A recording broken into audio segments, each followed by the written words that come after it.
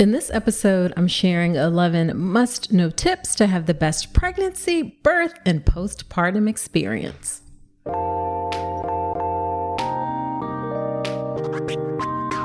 Welcome to the All About Pregnancy and Birth podcast. I'm Dr. Nicole Calloway Rankins, a board-certified OBGYN who's been in practice for nearly 15 years.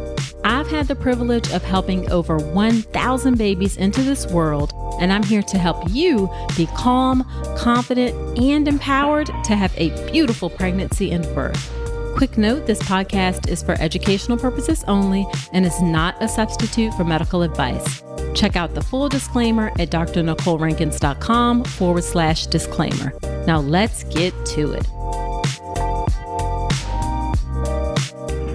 Hey, quick note before the episode. If you've been listening and thinking, okay, but how do I actually get ready for birth? I've got something coming for you. It's the Birth with Power Pathway, and it's my new updated online birth course launching this May. I'll walk you through a step-by-step plan to get you calm, confident, and empowered. Get on my email list at drnicolerankins.com/email so you don't miss it. Hello there. Welcome to another episode of the podcast. This is episode number 215. Whether you are a new listener or a returning listener, I am so glad that you are spending some of your time with me today. In this episode, you are going to learn 11 great tips that are going to help you have the best pregnancy, the best birth, and the best postpartum experience. These are tips that everyone having a baby will benefit from, whether it's your first baby or your last baby, whether you're giving birth in the hospital, a birth center, or at home, whether you have a midwife or a physician, you are going to want to hear these tips. Now, if you've listened to me at all or follow me on social media, then you can absolutely guess that one of the tips is going to be educating yourself. So let me tell you about a great education option that I have for childbirth education. That's the birth preparation course. The birth preparation course is my signature online childbirth education class that's going to get you calm, confident, and empowered to have the most beautiful birth experience. I've had thousands of folks go through the course, and I'd love to have you too. So check out all the details of the birth preparation course at drnicolerankins.com/enroll. All right, let's get to it and get into these tips. All right, number one is make the most of your prenatal care experience. All right. Prenatal care really has been shown to improve outcomes, but the issue with prenatal care is that it's really restricted. Okay. In the sense that the reality is that visits are typically pretty short. They may be 5 minutes, 10 minutes at the most. So you have to make the most of those visits that you have. So underneath making the most of prenatal care, let me give you these more specific tips. Number one, of course, is attend the checkups. All right. We know that the checkups are important for monitoring the health of you and your baby, checking on your blood pressure, checking how the baby is growing, all of those things. There are also scheduled tests that need to be done at certain times during pregnancy. I actually have a guide that gives you all of the tests that are to be done during pregnancy. You can grab that free guide on my website at drnicolerankins.com/prenatal. But definitely attend all of your appointments, because that's going to be like the first step to making the most of prenatal care. And you want to go to your appointments, however, prepared and ready to ask questions. Now, I am a team Android person, like Android all the way. So on my phone, I would open up something like a Keep Note in order to keep track of things. So what I want you to do is open up whatever, Android or Apple, a note on your phone for your prenatal appointments. This is the place that in between appointments, you can jot down, put those questions, right? We all carry our phones around with us all the time. They're like personal computers. You want to open up that note, jot those questions down so that you can bring them with you to your appointments. That way you have this central place that you can always discuss things. You can even share the note with a partner so you guys can keep one running document of things. It can also be a great place to keep records, okay, so that you can jot down any thoughts or things that you got from the appointment. All right, so make that list of questions and topics and things that you want to discuss so that you can make the most of those quick appointments. This is going to help that your questions, your concerns are addressed and you're not like leaving and realizing, oh, I forgot to ask this, I forgot to ask that. And again, that note is a great place to keep records. Jot down anything, any important discussions or decisions that happened. It'll help serve as a reference to help you keep track of your care. It can be really useful if you're in a practice where you see different providers every visit, or if you decide to switch to another healthcare provider. All right. Now, of course, your doctor keeps records, but you don't have any control over the records that they keep. You do have control over the records that you keep. So keep those good notes. It doesn't have to be anything detailed or, write a dissertation, but keep notes so you know what's going on. Definitely also register for a patient portal. These days, a lot, if not most places have electronic medical records, and you can register for a patient portal to see your results and things like that. Now, we'll give a caveat about the patient portal.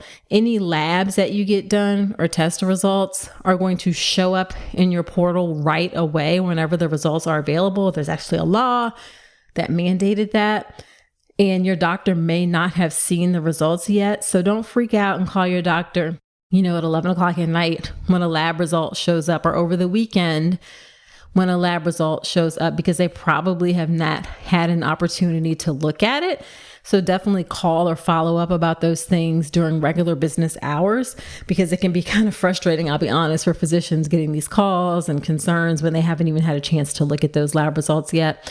And then also the benefit of the patient portal is that you can send messages. A lot of doctors use robust message systems where you can communicate with the nurse and get a lot of your basic questions answered as well. So make sure you keep records as part of your prenatal appointments, and definitely register for those patient portals. And someone's going to ask, I know I can hear it, somebody's going to ask, what about recording appointments? You can definitely, if you feel like that's helpful to you, record appointments. Maybe it's for something that is like a big discussion about something, but you should for sure ask someone's permission before you record. It's not cool to just record someone without their permission. You should really let them know that you're recording the conversation. I think there are rare circumstances where you would need to secretly record things. That's only if there's a contentious sort of thing going on. So in general, you can ask, hey, it helps me to record, if that's something that is better or useful for you. Okay. Now, also under making the most of your prenatal care is communicating your concerns. You definitely want to clearly express your preferences, the things that are important to you, your values, the things that you want for your birth. I say this in my birth plan class, that you cannot just show up to the hospital with your birth plan and then all of a sudden think that they're going to necessarily honor what is in that. You want to know well before you get to your birth that the things that you want will be honored. Your prenatal visits are the time to discuss things because it's not a rush. It's not an emergency. You're not in labor. Things are a bit more low key. So you want to discuss things like your pain management options. You want to discuss things or pain management preferences, I should say. You want to discuss things like, I don't want to be induced, or I do want to be induced. You want to have these discussions during your prenatal period, okay? Maybe it's something like, I'm really uncomfortable with cervical exams. Can you please put that in the chart? So when I go to the hospital, there can be a note of it. Just use that time to really communicate the things that are important for you. That open communication is going to help pave the way for better collaboration and trust and working together. You cannot expect that anyone is going to be able to read your mind about the things that are important to you. Don't leave these things up to chance, all right? Definitely communicate your preferences and concerns during the prenatal period. And then the last thing I want you to understand as part of your prenatal care and maximizing the most of your prenatal care is understanding your rights. All right. You don't have to agree to anything. You have informed consent, refusal of treatment. You have the right to make decisions about your care. All right. Now, I will say the caveat to that is that in order to create and establish a relationship that works well, you want to be making decisions from a place of being informed and being able to explain your rationale or thought process behind that. Do you have to? No, not necessarily. But yes, it's helpful in order to make sure things don't end up being contentious, right? So for example, if you, for whatever reason, I'm trying to think of an example, like if you don't want Pitocin postpartum, even though Pitocin has been shown very clearly to help reduce postpartum hemorrhage, then you want to say, okay, this is why I'm concerned. And you want to bring this up ahead of time, okay? Not like right immediately postpartum. This is why I'm concerned. This is why I don't want to do it. And be open and flexible to new and different options, or choosing different things, or being open to learning different things. I guess I'm saying all that to say is understand your rights, but make sure you're making decisions from a place of being informed. Okay. Know that you don't have to accept anything. You can refuse anything. I think this comes up a lot around labor induction, for instance. People are pushing induction, maybe sometimes unnecessarily. So just know what your rights are. You don't have to agree to anything, but I want you to be able to communicate your thought process behind something in a clear, concise way. All right. I hope that makes sense. Okay. And just keeping it in like a respectful and collaborative manner. All right. Your voice, of course, absolutely matters, and you absolutely need to take an active part of your care. And this is how you're going to have the best pregnancy and birth experience. Okay. So all of that was under make the most of prenatal care. Let's talk about something most pregnant women aren't getting enough of: omega-3 DHA. The recommendation is over 200 milligrams a day, but less than 5% of pregnant women in the US meet that. That's one of the reasons I love Ritual's Essential Prenatal. It has 350 milligrams of vegan DHA plus other key nutrients like methylated folate and choline to support baby's neural tube development. As an OBGYN, I appreciate that Ritual goes beyond the basics. The formula is science-backed, third-party tested for heavy metals and microbes, and every ingredient is traceable. And the delayed release design, it's gentle on the stomach, something that really matters, especially if there's trouble with nausea during pregnancy. You deserve to know exactly what you're putting into your body, especially when it comes to prenatal multivitamins. And with Ritual's dedication to traceable science and sourcing, you always will. See for yourself with 25% off your first month at ritual.com/Dr. Nicole. Start Ritual or add Essential Prenatal to your subscription today. That's ritual.com/Dr. Nicole for 25% off your first month. Number 2 is build a support system. Your support system, the first part of your support system, is going to be choosing a supportive doctor or midwife, whoever you choose to see. You want someone who listens to you, who respects you, who really hears your concerns, who is going to support the preferences and things that you want for your pregnancy and birth. And if they don't want to, or they feel like they can't, that they are explaining their rationale why. All right. When you have that good rapport with your healthcare team, and it may be more than just one doctor because you may see several doctors, that's going to make it so much easier to advocate for yourself, both during your prenatal appointments and any discussions that you have. So the first thing you want to do in your building your support system is choosing a supportive doctor, choosing a supportive midwife, choosing a supportive practice structure. Okay. And also I will add choosing a supportive hospital. The half of your birth is the person who's there. The other part is the hospital where you give birth. So you definitely want to choose a hospital that you know has information about or, has practices in place rather that are going to support the things that are important for you. Do they have experience with people who want to do an unmedicated birth? How many of their people get epidurals if those are things that are important to you? What is the C-section rate for the hospital? I have some questions in my birth plan class, Make a Birth Plan the Right Way, that are going to help you know that you have a supportive doctor and supportive hospital. So you can register for the class. I do it live. I'm doing it like now once every couple months, 3 months. That's drnicolerankins.com/birth plan. You can check that out there. Now, the other part of building a support system is building like communities, friends, parenting groups, connect with other pregnant folks so that you can share experiences, so that you can receive support from each other. A lot of times hearing stories from others, especially people who are in your local community, can help give you a lot of valuable information to help advocate for yourself. You can feel really empowered or be more empowered when you're connecting with people in your community. So try to connect with other parents, try to connect with other friends who've had children so that you're not feeling so alone in the journey and you have that support system around you. And then the final piece of building a support system is professional help. You may seek out professional help. I know sometimes it can be prohibitively expensive, but seek out professional help with a birth doula. Having a birth doula has been shown to decrease your need for pain medication, increase your chances for vaginal birth. These are studies that show that, and people really appreciate having a great doula.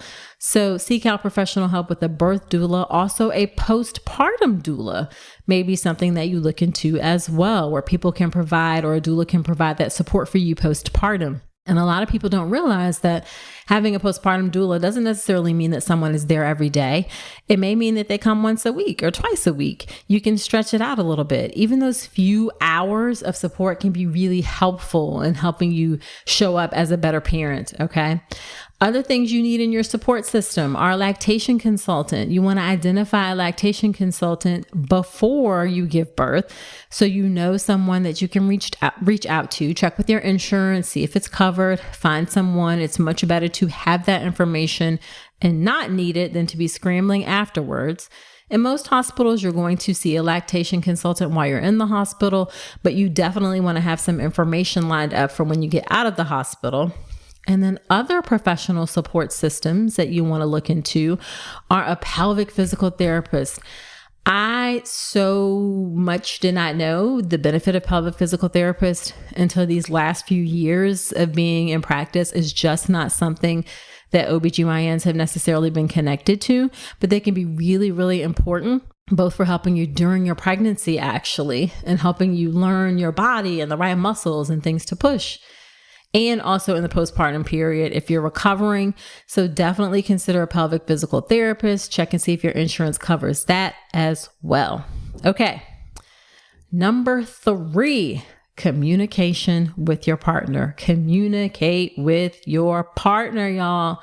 Effective communication is so important to maintaining a strong relationship during the period of pregnancy to having a baby, especially if this is your first baby. This is going to be a really transformative time.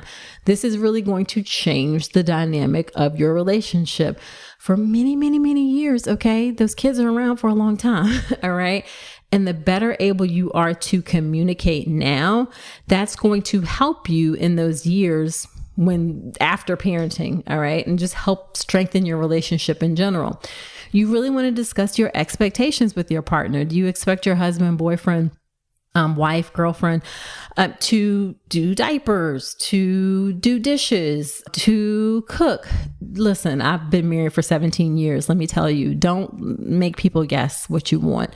Tell your partner what you want. All right. Discuss your expectations. Share your feelings openly about the things that are important to you, the things that you are concerned about. You are a team. And when you work together, then you are so much better able to navigate any challenges that come your way and ups and downs of parenting. I can tell you, it is never a 50-50 relationship. All right. It's never 50-50. Sometimes it's going to be 20-80 one way, it's going to be 20-80 the other way. It's an ongoing balance and dance about who contributes and what things to the relationship and to parenting. And the better able you are to discuss those things and communicate those things, the better able you are to navigate all of those ups and downs of pregnancy and parenting. Now, the other thing that is important to communicate with your partner is specifically your wishes and concerns surrounding birth. They can definitely be there to help advocate for you during your prenatal appointments. Maybe they don't feel comfortable watching all of the birth and things like that. You want to know what they can and can't do for you. You really need an advocate for you if you're giving birth in the U.S. You've heard me say this before. If you haven't, you'll hear me say it now. The U.S. maternal system is a system that too often takes a patriarchal approach, can take away power from women over what happens in their own bodies, and can be racist. And you really need someone with you to advocate for you just in case. Hopefully you won't need that person with you, but you need someone to be there. And for some people, it's going to be their partner, but not all partners feel comfortable doing that or playing an advocacy role and speaking up. So you want to have that discussion ahead of time, because maybe that means you need to have your sister or your mom or a friend or a doula who can be there with you during your prenatal appointments and during your birth, because you need to have that advocate. There's nothing wrong if the partner doesn't feel like that advocacy role is not something that they feel comfortable doing. And a similar note, doulas don't always feel comfortable doing advocacy as well, right? They may want to do more labor support. So you just want to have those things lined up. Effective communication, again, is key to maintaining a strong relationship as you transition into parenthood or adding a new baby into your mix. Okay. Number 4. Start bonding with your baby, or be intentional about bonding with your baby. While you're pregnant, definitely talk to your baby in your belly. Studies show that talking to your baby actually helps with bonding, and it helps improve your baby's language skills. All right. They will recognize mother's native tongue more than they recognize another tongue after they are born. So definitely talk to your baby in your belly. Also, bonding with your baby may mean doing something like a maternity photo shoot. And y'all forgive me if I'm talking fast. I feel like I'm talking really fast. I get excited about things sometimes. So forgive me if I'm talking fast. Another way of bonding with your baby, again, is a maternity photo shoot. And it doesn't have to be anything complicated. You don't necessarily have to hire a professional. iPhone cameras are fantastic. Cell phone cameras are fantastic these days. You can get a friend to take some pictures, get dressed up, those kinds of things. It doesn't have to be anything major, but a maternity photo shoot can be a great way to help you connect and bond with your baby. Also, during the birth, you want to focus on that golden hour after birth. Skin to skin contact. Skin to skin contact means your baby comes out of your vagina and up onto your belly. It's been shown to help improve bonding. It helps with your baby's transition. It has lots of benefits. So in that golden hour after birth, you want to do skin to skin contact as soon as you can. If you have a cesarean, it may not be able to be done right away, although it can be done in the OR at some places. But you want to focus on that skin to skin contact. You want to focus on breastfeeding if you plan to breastfeed, initiating that within that first hour after birth. And really just holding and touching your baby can help with that bonding. Take time to just cuddle. Take time to sing to your baby. Talk to your baby. These really simple things can help strengthen the bond and promote healthy development for your baby. All right. So be intentional about bonding with your baby. And also know that bonding may not come right away. I don't want to mislead you into thinking that you're going to instantly have this connection where it's like, oh, I'm like in love and I look at my baby and oh my God, this is the best thing ever. You may have that and that's great, but you may not. You may look at your baby and be like, what the heck is this? What am I supposed to do with this? But still being intentional about that bonding is going to help strengthen that relationship. Okay, number 5, self-care. Self-care is so important, y'all. One of the key, I'm going to say even the most important piece of having a healthy baby is having a healthy mom, a healthy parent, okay? So that means you have to take care of yourself. Like the saying goes, put your oxygen mask on first before you can take care of anyone else. Taking care of yourself is not selfish. It is actually necessary. Prioritizing taking care of yourself is important. And that doesn't have to be necessarily anything like huge or expensive. There's obviously a lot of market around self-care and like, oh, you need this serum or this potion or this activity or anything like that. I'm talking about even things as simple as like getting enough rest while you're pregnant, doing your best to get enough rest. Maybe that's sleeping at night. Maybe that's a little nap during the day. All right. It means putting nourishing foods into your body that are fueling your growth, that are fueling your health. Sometimes it may mean putting that favorite dessert into your body because that's what you want at that moment to help you feel a bit better. There's always a balance, right? It may mean saying no to something so that you can take a moment and relax and unwind and de-stress. All right. It may mean taking a walk. All right. I just want you to prioritize taking care of yourself. And the better able you are to do that when you're pregnant, when you can carry that into that new baby being born, it's going to be so important. Now, there are going to be ebbs and flows in how much time and availability you have to put into self-care. Sometimes it's going to be more than others, but just don't let it fall by the wayside. All right. Don't forget to take care of yourself and the importance of taking care of yourself.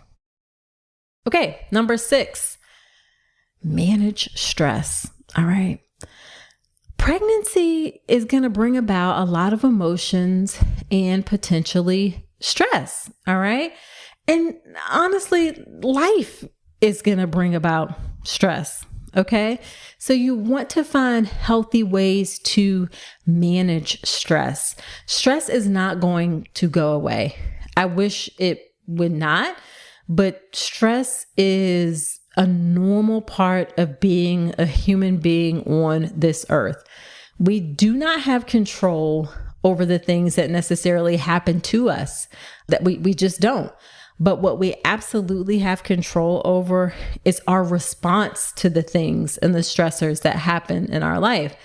And when you come up with a way to actively manage your stress and practice that and put that into place, I guarantee you, you will get better at responding to stress and things won't be as upsetting for you when those stressful events occur. Because again, they're gonna happen. All right. Stress is gonna happen, whether it comes up during your pregnancy, whether it comes up in the postpartum period, but you can control how you respond to it. So ways that you can control it are, and these are simple techniques. They do take practice. With over time, they get better and better. So meditation is a big one. People say this a lot, and I know it can be hard to meditate and sit down, but meditation really does help you manage stress. It helps you show up to events in a more calm state and not quite so unwired. It does take some practice, but meditation can be really helpful. And it doesn't have to be a lot. Like I meditate 2 or 3 times a week, usually on my Peloton app with 10 minutes at a time, because anything more than that and I'm like bouncing off the walls. So it doesn't have to be a ton, but over time it really does get to be helpful. A simple technique. And this is one that, again, people are like, okay, if you say so, but breathing and intentional deep breathing will immediately decrease your stress in any moment. I'm not joking. All right. Because you can't keep that amped up level when you are slowing down your breathing. Breathe into a count of 3, 5, let it go to a count of 3, 5. Even doing that just 3 times is going to immediately bring down the stress in your environment. Now, sometimes it's hard because you want to stay in that stress. Like I want to be angry. I want to be mad. I want to be pissed off. I need to live in that stress for a second, but you don't want to stay in that stressful state. You want to get out of it, and deep breathing is going to help you do that transition out of stressful states very quickly, very quickly. It's also a great tool for managing contractions and labor pain. And then, of course, moving your body is helpful for managing stress. That can be yoga. I love yoga. I also do yoga on my Peloton app. I also do my Peloton tread as well. So yoga can help, walking can help, any sort of exercise. Affirmations are a great way to manage stress, whether you listen to them, whether you say them to yourself, engaging in activities that you enjoy, whether that's going for a walk, whether that's running, whether that's religious services, whether that's art, things that you enjoy that are important to you can help you manage stress. Now, I would love it, right, if you get to a point where it's like, okay, I am done. I have this perfect plan for managing stress. It's evolution. It's constant. You have to keep at it. You have to keep doing it. You have to keep refining it. I wish I could tell you something different, but it's a lifelong skill. It's just a lifelong skill that gets easier and better the older that you get. The more that you put into being intentional about managing stress, the easier that it's going to be. But it is going to be a lifelong, whether it's pregnancy or postpartum, even after the children are out of your house, it's managing stress is going to be important. Okay. All right. Moving on. Number 7, practice self-compassion. Practice self-compassion. Give yourself some grace. And I want to speak to 2 things. One, physically. Pregnancy and postpartum are going to change your body 1000%. Okay. Be kind to yourself. Embrace the changes. You are growing a whole entire human being. Don't take that for granted. Not everyone gets to do that.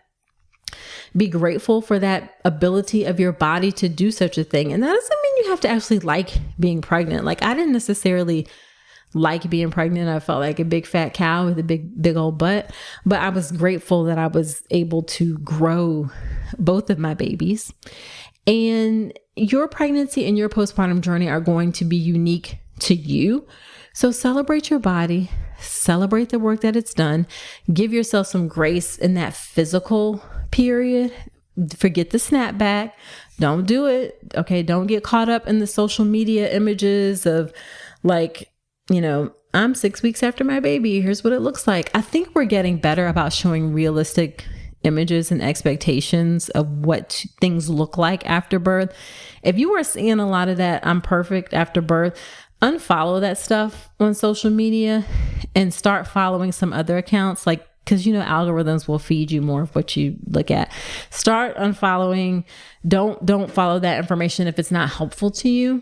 Look for realistic expectations. I also have an episode of the podcast that talks about weight loss after birth. It's with the endocrinologist, and she talks about weight loss after birth. That's episode 175 of the podcast, drnicolerankins.com/episode 175. So definitely check that out. And then in general about practicing self-compassion, I want you to know that you are not going to get everything perfect. You're not going to get everything right. Okay.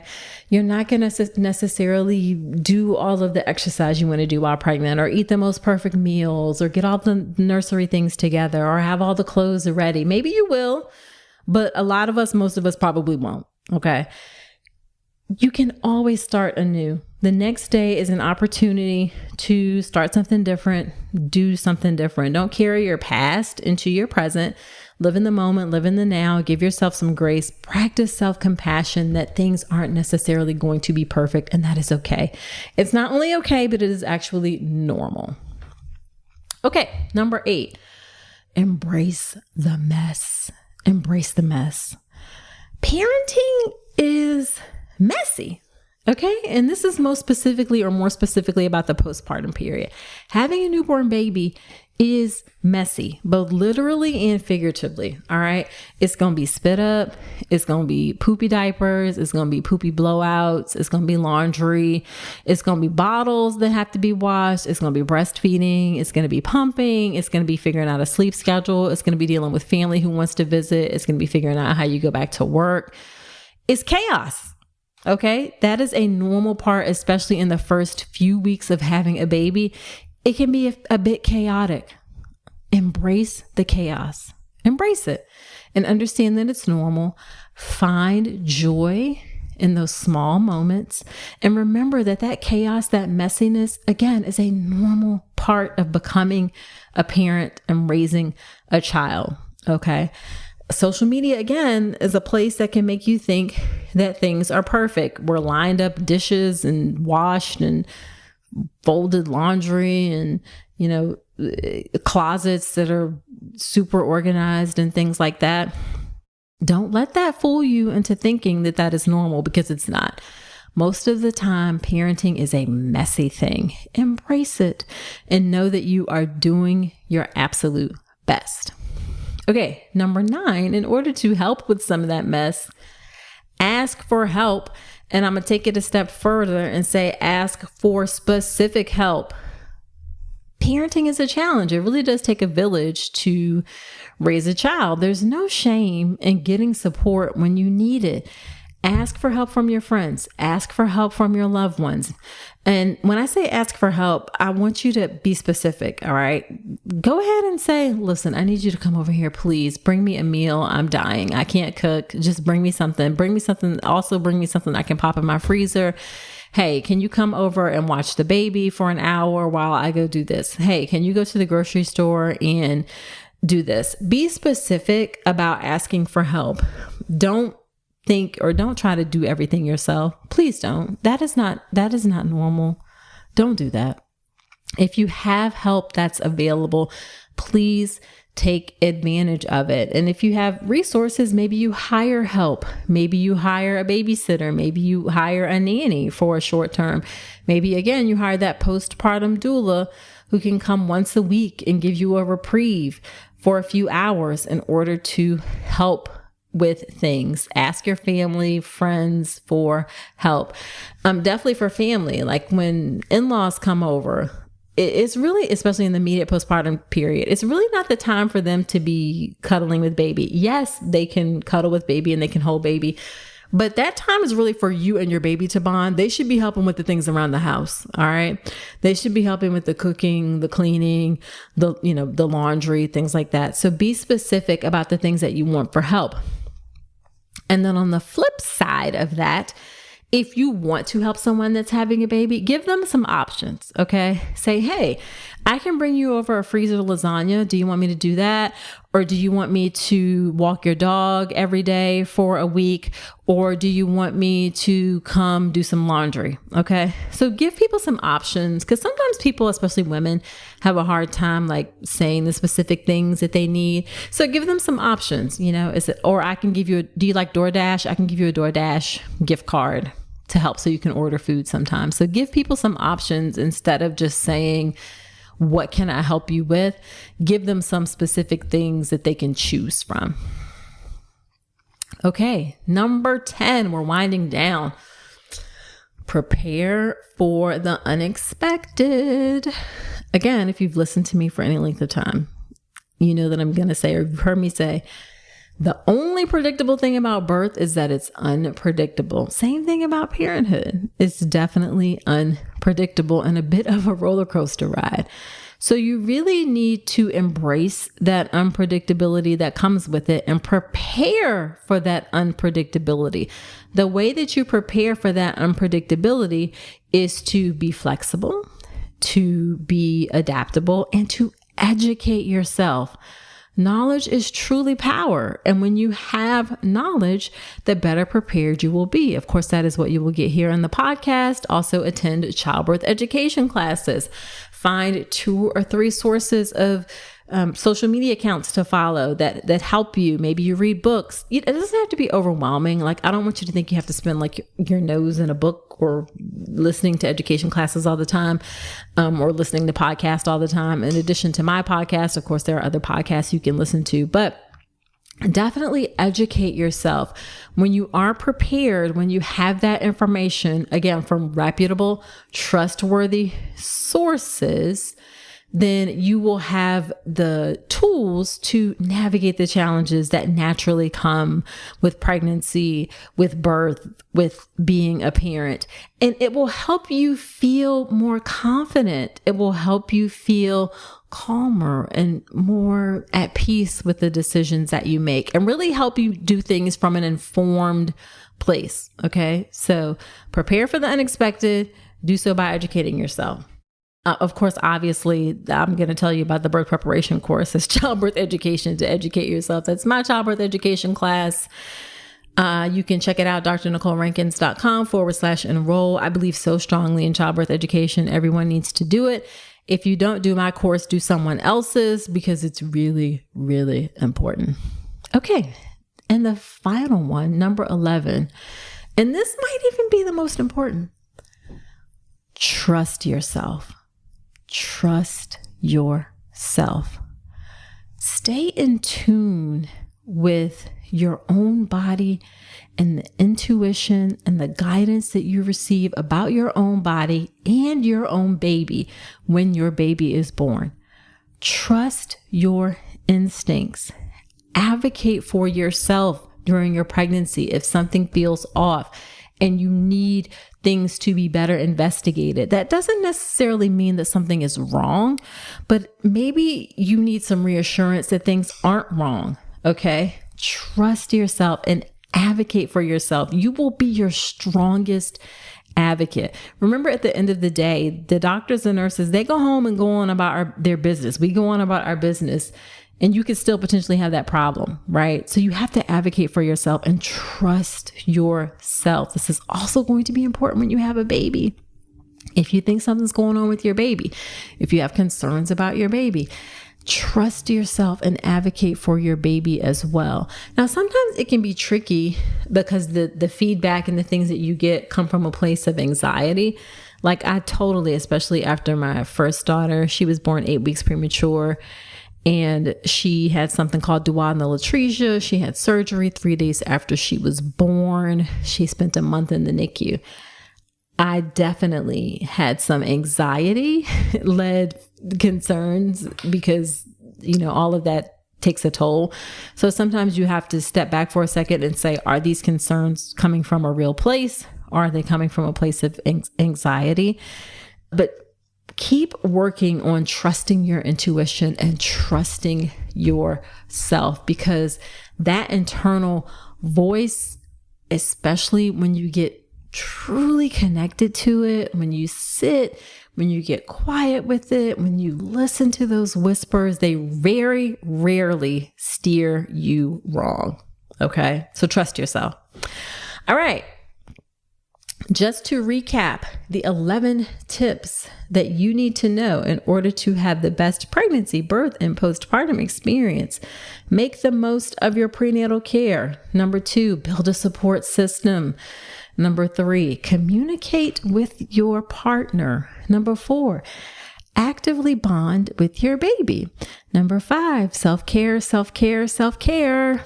Number 6, work on a plan for managing your stress. Number 7, practice self-compassion, practice grace. Number 8, embrace the normal mess that happens with parenthood. Number 9, ask for help. Number 10, prepare for the unexpected and educate yourself. And then number 11, trust yourself, trust yourself, trust yourself. All right. And just remember that pregnancy, that parenthood is a journey with so much joy, but also challenges, also surprise things that happen. Cherish those precious moments that occur. Learn from the tough moments that occur. You are so capable of doing this and doing this in such an amazing, uplifting way. So you got this. Trust yourself. Trust yourself. Again, I'll end with that one. That's the most important one. Trust yourself. Trust yourself. Okay.